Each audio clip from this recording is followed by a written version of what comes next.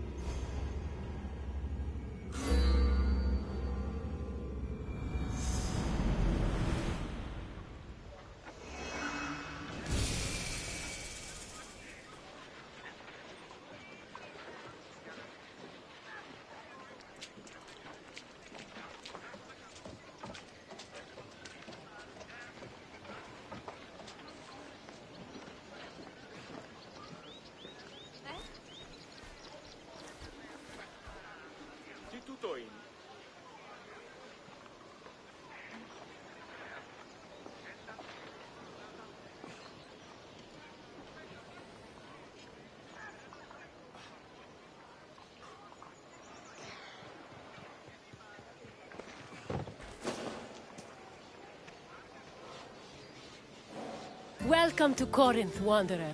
I have a special visit planned for you today. It's an intimate, informative look into the daily lives of Greek women.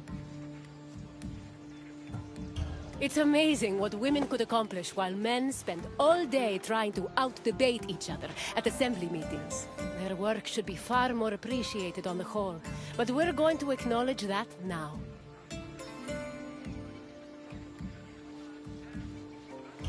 My name is Aspasia.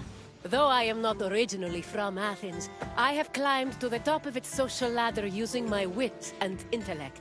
I've even earned the love of Pericles, one of the most powerful men in the city. The mind truly is a beautiful thing.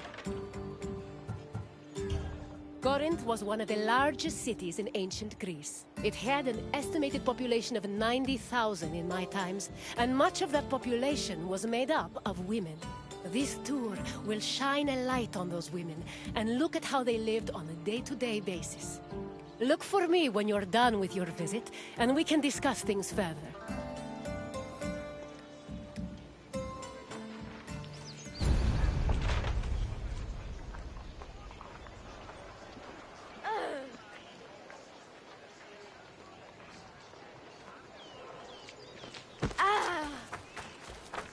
Young girls growing up in ancient Greek cities were usually raised by a nurse.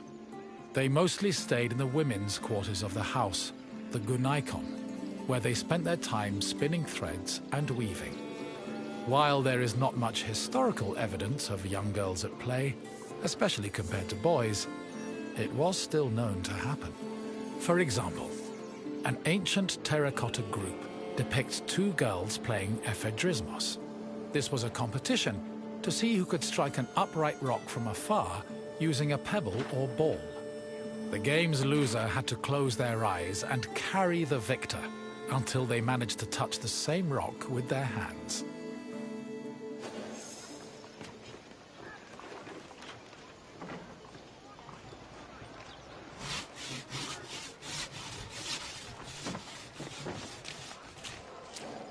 Young girls growing up in ancient Greek cities, they mostly stayed in the women's quarters of the house, the gunaikon, where they spent their time spinning threads and weaving. While there is not much historical evidence of young girls at play, especially compared to boys, it was still known to happen. For example, an ancient terracotta group depicts two girls playing ephedrismos. This was a competition to see who could strike an upright rock from afar using a pebble or ball. The game's loser had to close.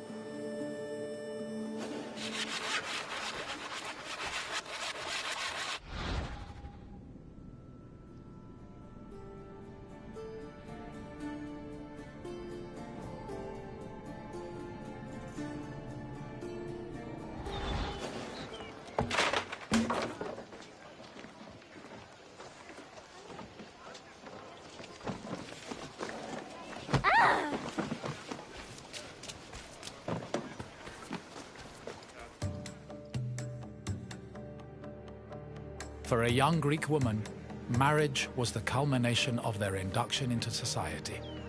The average life expectancy for women was about 40 years, so most marriages took place when the bride was 14 or 15 years old.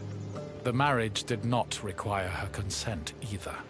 Instead, she was passed on from the protection of her father to that of her husband. Married women were not technically citizens at the time and lacked the rights that came with official citizenship. However, they did receive a dowry that only they were allowed to spend, but in the event of a failed marriage, the dowry was returned to the bride's father. After the marriage was consummated, the woman's status changed from being a maiden to a bride. She remained a bride until the birth of her first child, wherein she officially became a woman.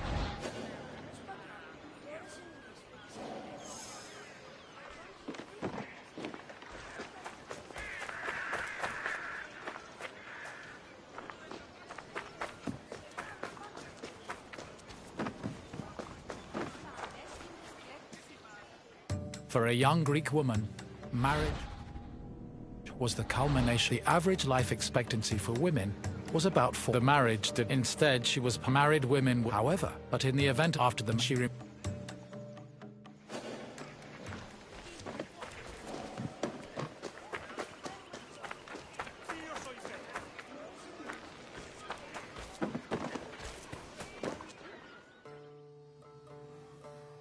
Women living in ancient Greek cities were essentially forbidden from participating in political life, and most aspects of their lives were controlled by men.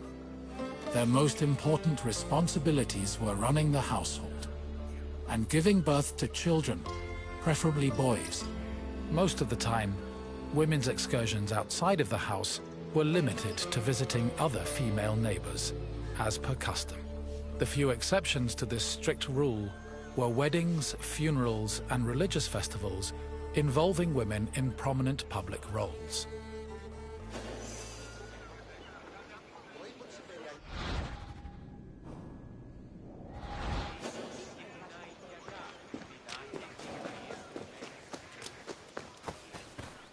Making textiles was the main occupation of most Greek women.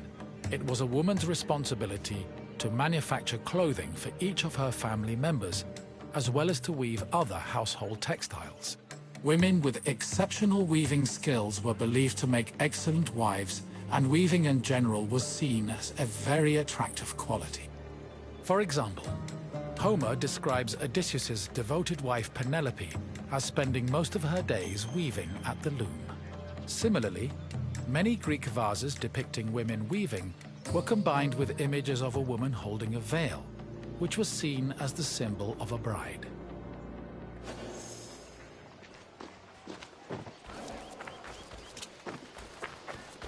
Ancient Greek women cooked in their house's kitchen area.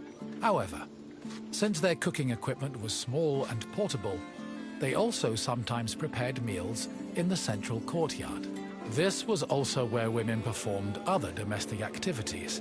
These activities were rarely seen by visiting men or passers-by, because the architecture of classical Greek houses facilitated the social norm that women should never be seen at work.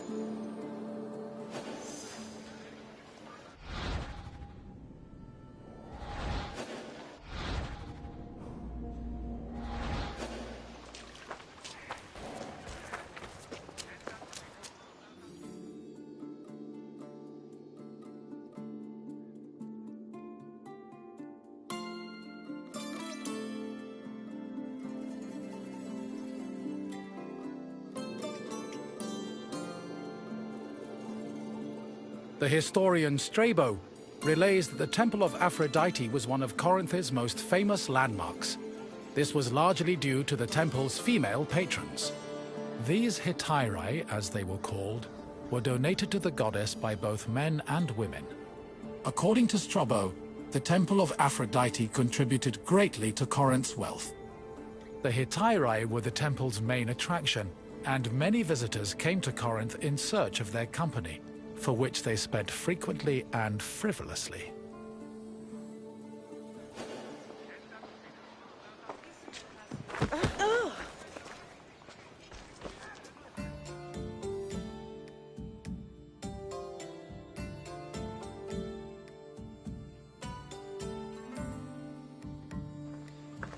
Hello again, Wanderer. I hope your visit was an interesting one. Greek women lived very restricted lives compared to men, but throughout it all, they held on to their strength and dignity. Is there anything else you'd like to do?